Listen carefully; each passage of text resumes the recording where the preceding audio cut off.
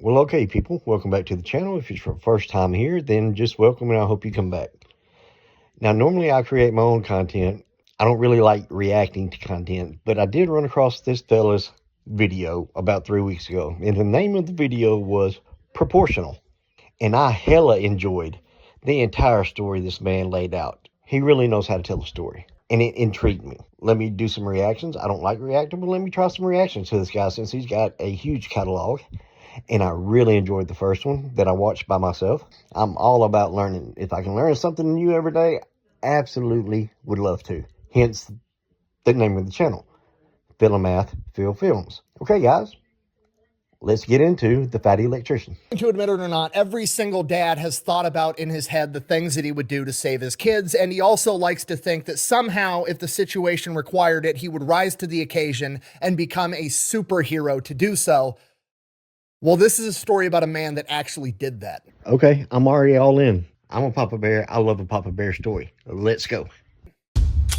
Today we're talking about Paul Irvin Gunn, aka Pappy. General Kinney, the man in charge of the entire United States Army Air Force after his time in service, after having hundreds of thousands of men serve underneath him, wrote a book about two of them. One of them is about Dick Bong, America's ace of aces, the greatest fighter pilot in American history, and the other is about Pappy, a 42-year-old retired Navy carrier pilot that was working as a civilian pilot in Manila in the Philippines when the Japanese attacked. When things started going south in the Philippines, General MacArthur's staff told Pappy that they needed him to fly a bunch of very important VIPs from the Philippines all the way to Australia to safety. They told him that Manila was going to be defended and he would have time to take the VIPs to Australia, come back, pick up his family, and evacuate them as well. Oh, the lie detector determined that was a lie. They lied. By the time Pappy had reached Australia, he was informed that MacArthur had declared Manila an open city and it had fallen into the hands of the Japanese with zero resistance. His family was then taken and placed in an internment camp at Santo Tomas. Pappy then goes on a one-man rampage to get his family back, launching multiple rescue attempts, crash landing his plane multiple times before he comes to the conclusion he's not going to be able to do this by himself. The only way he's going to be able to get his family back is by helping America win the war. In order to do that, he steals an entire fleet of B-25 medium bombers from the Danish government, takes them back to his base, heavily modifies them by sticking .850 caliber machine guns in the nose, a feat that engineers said was impossible, creating the first predecessor for the A-10 Warthog. He then proceeds to train a bunch of other pilots how to fly these things and takes them out on missions where they wreak havoc on enemy ground troops in the Pacific. And after they've killed so many enemy soldiers that they need reinforcements and they're sending in a massive reinforcement convoy with supplies and an entire infantry division, Pappy heavily modifies the B-25s again to perfect a tactic known as skip bombing and utilizes them to destroy the entire reinforcement convoy before it ever reaches the coast, which directly leads to the liberation of the Philippines. General Kinney said that Pappy Gunn was more important to the war effort than any Japanese general ever could have been. So if this is true,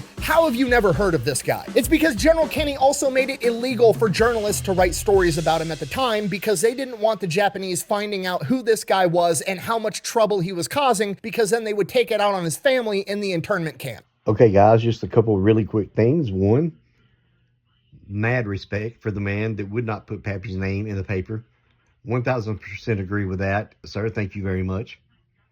Two, I'm also thankful that the Fatty Electrician somehow knew that I didn't know shit about this man, and I enjoy history, so I was starting to feel really dumb. And for him to call me out and say nobody's heard about him, I feel better now. So, hey, thank you for that. Props for that one. And third of all, I know the Warthog was the first of its kind. It was a beast of a beast. So if this is more or less the genesis that leads to the inception of the Warthog, yeah, you're gold, brother. I'm here. You got me. You had me at, I don't know what you said, what your first word was. Whatever it was, you had me there. But since that's no longer a concern, we can talk about it. Our story begins October 18th, 1899 in Quitman, Arkansas, when a young Paul Irvin Gunn is born. He is one of 9 kids. He has 5 older sisters, and he is the oldest son. At the age of 7, his dad passes away. His 5 older sisters have already married and moved out of the house, and he is at this point the oldest child. He is now the man of the house at 7 years old. From this point on, he becomes a workaholic for the rest of his life. If he's not helping his mom on the farm, he's going out, he's shining shoes in town, and then eventually he gets a job working for a mechanic in town, working on cars cars, where he becomes a brilliant mechanic at a very young age. Hi, my name is Giuseppe and I'm a 9-year-old car enthusiast. So brilliant that by the time he's a teenager, he's actually able to take a bunch of old wrecked cars in the salvage yard behind the mechanic shop and cobble them together to make a car that he can drive for himself. And not only does this car drive, it's the fastest car anybody's ever seen. He loves it. He loves working on cars. He likes going fast. He wants to be a race car driver. And then one day he sees a plane which goes even faster than a race car. So he decides he wants to be a pilot. And the best place to do that is in the United States Navy. But he can't leave his mom. Mom needs him to help make money so that she can keep the house and the family afloat. So he can't leave her high and dry unless he can figure out a way to make a shit ton of money and leave it with mom. Then he could go off and achieve his dream. The only problem with that is the only honest legal way to make money is to work at the mill in town, and that only pays 75 cents a day. That's going to take him years to save up enough money. That's not going to work, so he decides to do it the illegal, dishonest way. He's 16 years old, he can drive his ass off, and he's got the fastest car in town, so he becomes a bootlegger for the mafia running alcohol during Prohibition. Well, ain't y'all cute? That's my baby. He gets paid $30 for a single run. He's making $30 in a night when most other grown men are making 75 cents a day. He winds up saving up hundreds and hundreds of dollars for his mom. After he's finally saved up what he thinks is going to be enough money, he's going to go out on one last mission. He's going to go out on one last run. And on that run, the police set up a trap and they catch him on a bridge. He gets arrested. This is going on during World War I. The draft is in place, at which point he's taken to court and he is given the options: go to the military or go to jail. And he's like, well, this is perfect. I was planning on going to the military anyways. So he goes. This is your plan. And it worked.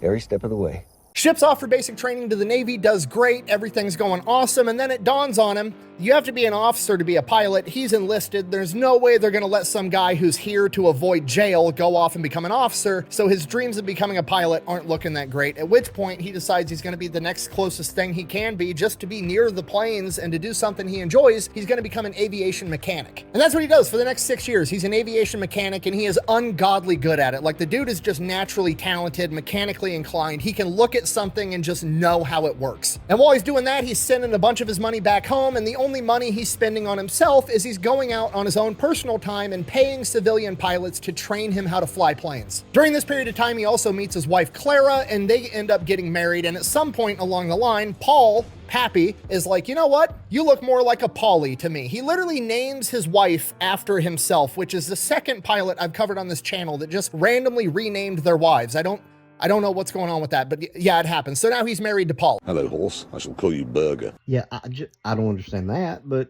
I don't know. I have no idea. Sure. I mean, why not? Now, right around the time his first 6-year enlistment's about to be up, there's this big push through Congress to be able to have enlisted guys go and be pilots. And for this, Pappy's a shoo-in. He already knows how to fly planes because he's been paying civilians to teach him, and he knows the inner workings of every single plane that the US Navy has. Because of this, they tell him that if he re-ups for another 6 years, they'll give him one of these pilot slots and he can go off to flight school, so he takes it. Graduates flight school, no problem, goes off, gets attached to VF-1, one of America's first ever fighter squadrons known as the Top Hatters. This is one of, if not the best fighter squadrons America has at the time, and they are the ones that go through and basically pioneer combat aviation between World War I and World War II. These are the guys that perfected carrier landings, aircraft carrier warfare. Pappy was there for all of it. Towards the end of his time at VF-1, he's also selected as one of the pilots that goes out and searches for Amelia Earhart after she was lost. He then spends the last couple of years of his 20-year career as a flight instructor before retiring. Oh, also, during his 20-year military career, in the back half of it, he started having trouble having a bunch of cavities, and he just kept going back to the dentist to get his mouth drilled in and get these cavities filled, and eventually it was taking up too much of his time. It was taking up too much time away from the flight line, and he didn't like it, so he just goes to the Navy dentist and is like, hey, just pull all my teeth out and give me dentures. And the Navy dentist is like, absolutely not. And Pappy Gunn is like, fine. So he goes into the civilian market and has a civilian dentist pull out all of his teeth and give him dentures. Like I said, the dude is a workaholic. And Pappy is a founding member of Philippine Airlines. They've got a couple of Beech 18 planes, and they're flying people all over the area. This goes on for a couple of years. Pappy's retired. He's still flying planes. He's got his dream job. He's got his wife. He's got his kids. Because of the exchange rate between American currency and Filipino currency, they're basically very wealthy. They have servants working in the house. Things are great. He's retired. He's done. He's achieved everything. He's successful. And then World War II starts. America's not involved involved yet, but Pappy can see the writing on the wall. There's only so many airstrips in the Philippines, and Pappy's airline, Philippine Airlines, shares the same airstrips as the United States Air Force, and he can see that the United States Air Force is building up more planes and more troops and bringing in more supplies. They're getting ready for something, and Pappy knows that because he spent 20 years in the Navy. So he goes to his wife Polly and is like, hey, you and the kids need to go back to America. You need to go to Florida. If something happens here, we're not going to be able to hold up. Like, yeah, they're building up troops, but it's not going to be enough if the Japanese decide to attack. You need to get sent back home. Absolutely, 1000% agree. Papa Bear knows best. He wants your ass stateside so he doesn't have to worry about each and every one of you individually, how to take care of you. He needs your ass stateside so you are not in harm's way. Polly, his wife, absolutely refuses. She's not leaving. Okay, fine. That is unfortunate. Look, I'm not great with women. I've only been married 23 years. I have a daughter and a son. But if it brings me to the edge of divorce, they're not staying there. I'm shipping their ass stateside. If that causes a divorce, then guess what? We're going to be divorced, I guess. Okay? Because I can live my life knowing that my wife and my children are stateside and safe. So I'm turning this into like a knockdown drag out at this point right here. I really hope I'm wrong and everything turns out for the best. Now, by this point, Pappy's been in the Philippines for years. Everybody in the aviation community knows who he is. He's the best pilot around. If you need a pilot to get you somewhere nobody else feels comfortable getting you, or you need to fly through a storm, Pappy's the guy you go to. And on December 7th, 1941 is one of these cases. Pappy's plane gets chartered to fly through a storm. Pappy does it, flies through the storm, no problem, lands. When he lands, he blows out a tire on his landing equipment. He's now stranded on this smaller island until he can get this tire fixed. Not a big deal. Until he hears all the radio transmissions that the Japanese have just attacked Pearl Harbor. Oh shit, he needs to get home right now. So he gets on a boat, and then he gets on a train, and then he gets on a bus. He travels for an entire day and eventually makes it home, hasn't slept in 2 days, walks through the door,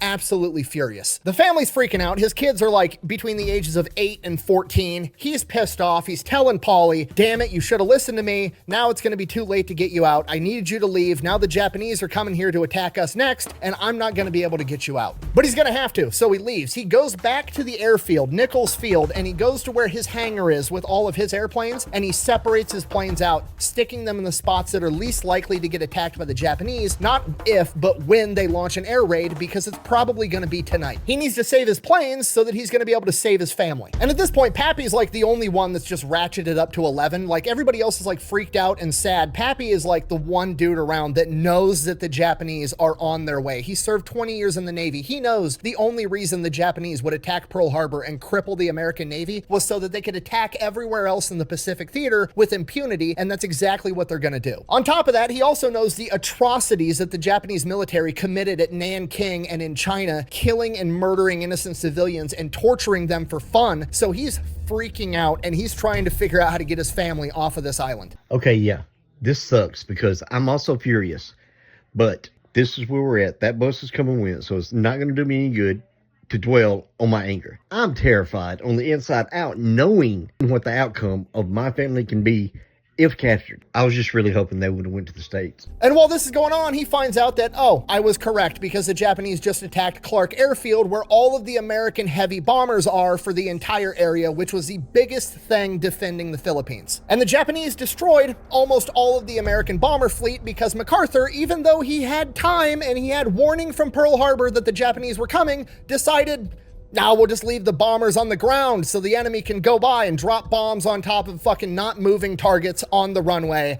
Perfect. That shit is crazy. I really don't like that guy. So he finishes up hiding his Beach 18s the best that he can, goes back home, has the family cover all the windows with tarps and blankets to restrict any light movement. He's freaking out because his house is only a mile away from Nichols Airfield, and from the sky, you can't tell that it's not part of the military base. It's a good chance his house is going to get hit if the Japanese attack. He has the entire family sleep in the living room. He has a game plan. He's like, okay, one of us has to be up at all times. If we hear enemy planes, here's what we're going to do. We're going to go out into the front yard. Our yard yard has this like brick wall perimeter around it. You're gonna lay belly down next to that brick wall outside of the house with your mouth open the entire time. Daughter, like, why are we keeping our mouth open? So the shockwave from a bomb doesn't blow your eardrums out. At this point, the family's shitting their pants. They realize how serious things are getting and everybody's panicking. Okay, real quick. I'm loving this guy. I love the way he attacks these stories, man. He absolutely speaks my language, cut from the same cloth. I get you, brother. Love it. But also, I just now realized that this video is 48 minutes. So I hate to disappoint you guys, but I'm going to have to break this into two parts, two like 25-minute parts. And we'll just post them back to back that way. Pappy, who already hasn't slept in 2 days, takes the first shift. He's up till like 2 in the morning. He's dog-ass tired, hasn't slept in 48 hours. He's about to go wake up Polly to take the next shift, and right at about 2:30, he hears planes off in the distance, and he's listening, and he's listening, and he's so experienced as a mechanic and an aviator, he doesn't recognize that plane. And if Pappy doesn't recognize it, it's not a plane that's from the Philippines, and it's not a plane that's in the U.S. arsenal. It's the Japanese. Pappy wakes the entire family up. They rush outside and they all get to lay belly down next to the brick wall in their front yard with their mouths open and watch Nichols Field a mile away get bombed to shit.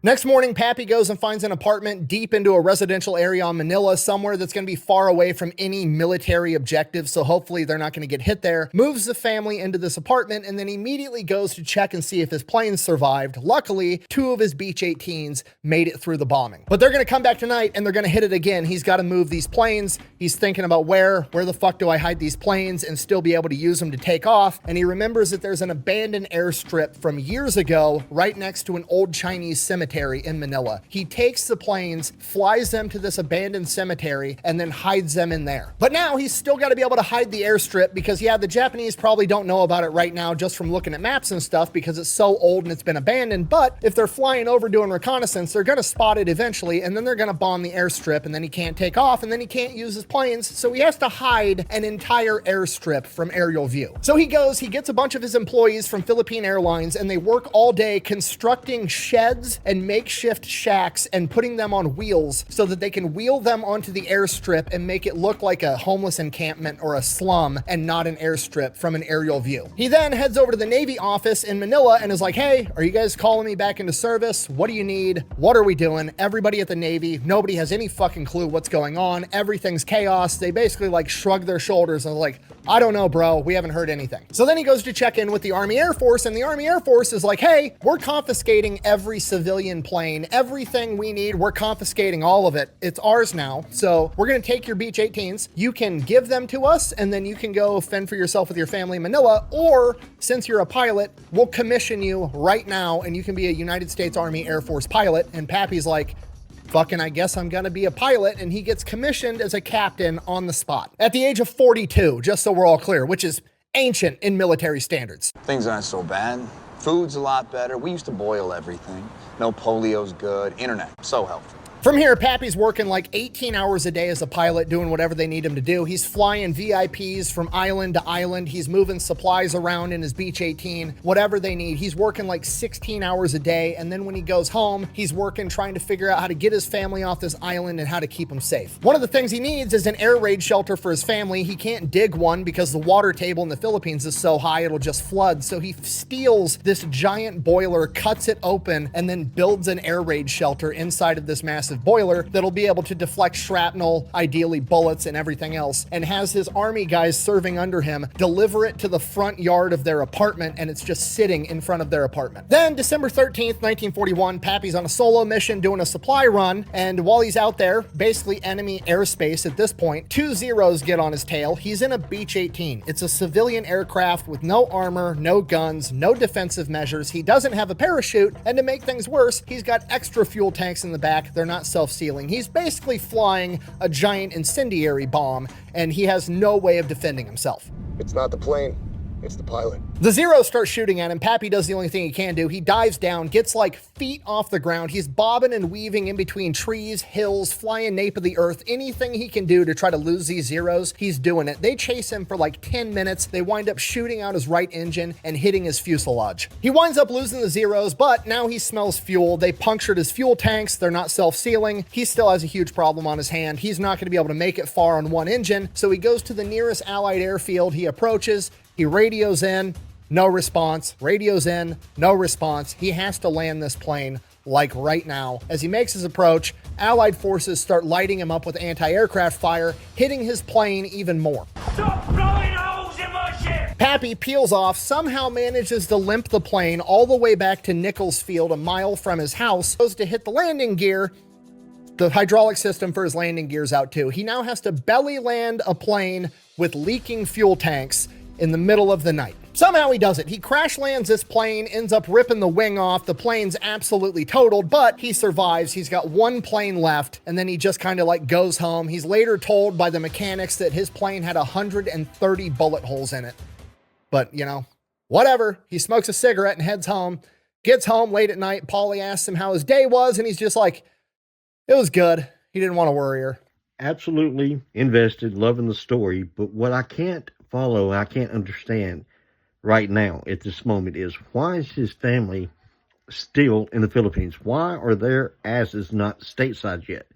Now I'm really getting scared. Shortly after this, the Japanese start landing ground troops absolutely everywhere. And Pappy's like, I need to figure out where to get my family. I have to get them out of Manila, like right now. And for the same reason, this is also the same time that the Army chain of command is like, we need to get out all of our super important VIPs, like right now. Pappy, being one of the best pilots they have, gets selected to fly out General Barradin, the head of the U.S. Army Air Force at this point in time. And he basically tells them, no, sorry, I got to get my family out. I've got more important shit to do. Figure out how to get your own VIP to Australia. At which point he is ordered to take General Barradin, and he is assured by the chain of command that Manila is going to be defended. He will have time to make it back and then save his family. Do not get me wrong. I'm a veteran as well. I know orders are orders. I get that. I understand that. However, he's in a situation right now that they need a pilot. I need my family out of here. We're being attacked here, and they need a pilot.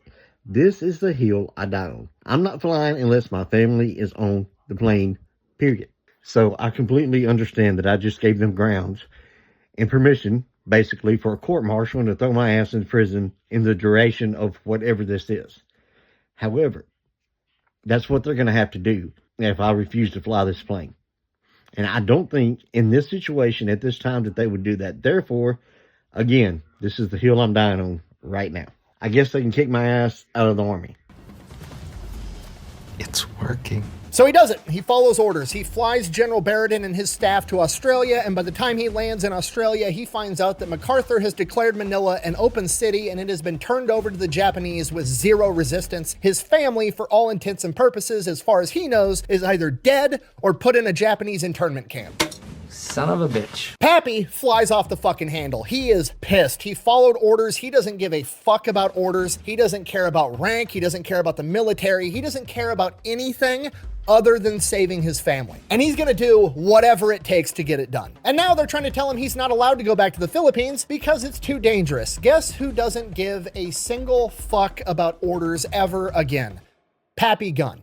Ah, you son of a bitch. I fucking knew it. I fucking knew it. We're ending video 1 here. I'll see you next video. Damn it, damn it, damn it. The girls know that when a man takes a bath, his wiener floats just a little bit, just a little